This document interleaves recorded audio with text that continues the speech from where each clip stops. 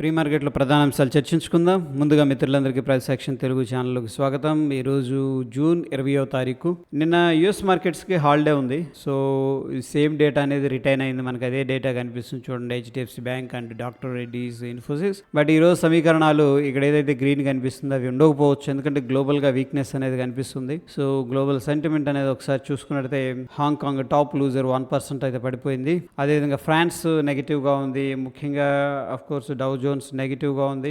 And SX Nifty ఒక 11 points అయితే నెగిటివ్గా ట్రేడ్ అవుతుంది. ఆల్రెడీ నిఫ్టీ వీక్లో ఉంది, కొద్దిగా 10-11 పాయింట్లు వీక్గా అయితే ట్రేడ్ అవుతుంది. అదేవిధంగా చైనాకి సంబంధించిన పీబీఓస్ లోన్ ప్రైమ్ రేట్ అయితే సేమ్ వచ్చింది, అది ఫోర్కాస్ట్ చేసినట్టు. సో ఎస్టర్డే వచ్చేసరికి యూఎస్కి సంబంధించిన ఎన్ఏహెచ్బి డేటా అనేది పాజిటివ్గా రావడం జరిగింది. పెద్దగా ఈవెంట్స్ అయితే ఏం కనిపించట్లేదు as per the economic calendar. అదేవిధంగా ఈ యొక్క పర్టికులర్ స్టాక్స్ అయితే బ్యాన్ లిస్ట్లో ఉన్నాయి. Okay, LNT, HAL, Delta corp, ZEEL, India సిమ్, Indiabulls housing, Tata chemical, Manappuram. అదేవిధంగా బ్యాన్లో నుంచి బయటకు వచ్చింది హెచ్ఏఎల్, బ్యాన్లోంచి బయటకు వచ్చింది ఐఈఎక్స్, అండ్ కొత్తగా బ్యాన్లోకి వెళ్ళింది ఏంటంటే Hindustan aeronautics limited. Future and options సంబంధించి ఎటువంటి స్టాక్ కూడా రిజల్ట్స్ అనేది అనౌన్స్ చేయట్లేదు. అదేవిధంగా ఎఫ్ఐఎస్ డేటా అనేది చూసుకున్నట్లయితే నిన్నైతే ఇంటెన్సివ్గానే సెల్ చేశారు, 1030 crores సెల్ చేశారు. డిఐస్ కూడా 365 కోట్లు సెల్ చేశారు. ఇద్దరు కలిసి సెల్ చేశారు. ఓవరాల్గా 1396 కోట్లు క్యాష్ మార్కెట్లో సెల్ చేసినట్టు తెలుస్తుంది. అదేవిధంగా ఓవరాల్ డేటా అనేది మనం చూసుకున్నట్టయితే 19,000 దగ్గర స్ట్రాంగ్ రెసిస్టెన్స్ ఉంది, 18,900 దగ్గర ఉంది. అదేవిధంగా 18,800 దగ్గర కూడా స్ట్రాంగ్ రెసిస్టెన్స్ అయితే వయా ఓపెన్ ఇంట్రెస్ట్ అనేది కనిపిస్తుంది.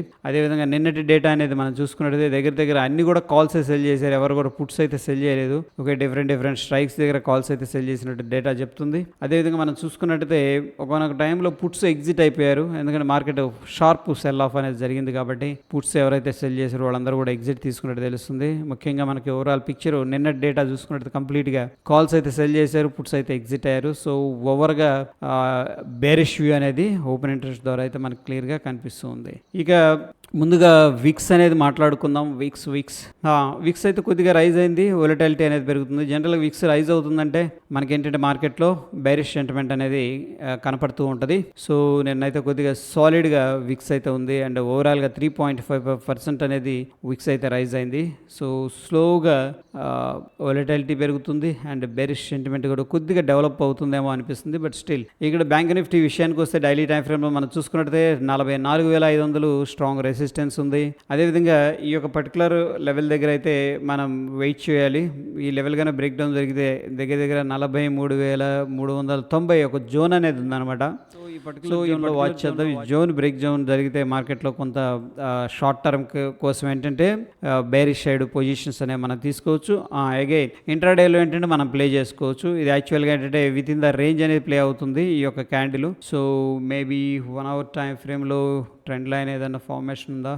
సో ఎస్పెషల్లీ ఇంట్రాడేలో ఏంటంటే ఈ యొక్క 2 లెవెల్స్ ఏదైతే మనం మార్క్ చేసుకుంటున్నామో వాచ్ చేయండి. డౌన్ సైడ్ బ్రేక్ డౌన్ జరిగితే ఫాస్ట్గా ఈ లెవెల్ దాకా ఈజీగా వచ్చే అవకాశం ఉంది. సో ఎనీహౌ ఏంటంటే ఇక్కడ 43,500 అది రౌండ్ నెంబర్, సైకలాజికల్ నెంబర్ కాబట్టి కొద్దిగా రికవర్ అయితే చేశారు 43,500 దగ్గర. అండ్ నెక్స్ట్ ఒకవేళ ఆ లెవెల్ దగ్గర హోల్డ్ చేయకపోతే నెక్స్ట్ ఏంటంటే ఈ లెవెల్ని టెస్ట్ చేసే అవకాశం ఉంది. ఒకవేళ ఈ లెవెల్ బ్రేక్అవుట్ అయిందంటే పొజిషనల్గా కూడా కొద్దిగా పుట్ సైడ్ పొజిషన్స్ అనేది బిల్డప్ అయితే చేసుకోవచ్చు. So with proper risk management. ఇక మనకి నిఫ్టీ విషయానికి వస్తే ఏదైతే ప్రీవియస్గా రెసిస్టెన్స్ ఉందో ఆల్మోస్ట్ 18,900 అదే రెసిస్టెన్స్ లెవెల్ దగ్గర సెల్లింగ్ చేశారు. ఒక రకంగా డార్క్ క్లౌడ్ కవర్ ఫార్మేషన్ జరిగింది. ఓకే, ఇది dark cloud cover formation based on the technical formation ఏంటంటే అట్లీస్ట్ ఈ ప్రీవియస్ గ్రీన్ క్యాండిల్ ఏదైతే ఉందో ఆ క్యాండిల్ లో అనేది బ్రేక్ చేయాలి డౌన్ సైడ్.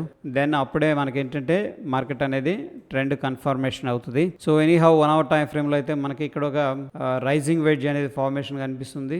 సో ఈ వెడ్జ్ బ్రేక్ డౌన్ జరిగితే మనం ఏంటంటే షార్ట్ సైడ్ అయితే ప్లాన్ చేసుకోవచ్చు. ఒకసారి 1 hour టైం ఫ్రేమ్లో కన్వర్ట్ చేద్దాం. ఇక్కడ ఇంతకుముందు ఇది ట్రెండ్ లైన్ అనేది డ్రా చేసుకున్నాం ఇంతకుముందు కూడా. సో ప్రాబబ్లీ ఏంటంటే ఈ యొక్క ట్రెండ్ లైన్ దగ్గర సపోర్ట్ తీసుకుంది. ఈ ట్రెండ్ లైన్ దగ్గర కన్నా బ్రేక్ డౌన్ జరిగితే వెరీ క్విక్గా డౌన్ సైడ్ అయితే వచ్చే అవకాశం ఉంది. అండ్ ఒకసారి యుఎస్ మార్కెట్స్ ఎలా ఉన్నాయి అనేది చూద్దాం. సో ఓవరాల్గా డైలీ టైం ఫ్రేమ్లో ప్రీవియస్ రెసిస్టెన్స్ దగ్గర అగ్రెసివ్గా ప్రాఫిట్ బుకింగ్ అయితే చేసుకుంటున్నారు. So this is the previous resistance level. ఓవరాల్గా మనం ఏంటంటే షార్ట్ సైడ్ అయితే పొజిషన్స్ అనేవి తీసుకోవచ్చు based on the Nifty, SGX Nifty and Nifty. So ప్రస్తుతం ఎక్కడ ఓపెన్ అవుతుందనే విషయానికి వస్తే ప్రస్తుతం ఏంటంటే SGX నిఫ్టీ 18,820 దగ్గర అవుతుంది. అదేవిధంగా మన నిఫ్టీ 18,755 దగ్గర ట్రేడ్ అవుతుంది. దగ్గర దగ్గర ఎంత 820 50-60-70 పాయింట్ల దాకా ఉంది డిఫరెన్స్.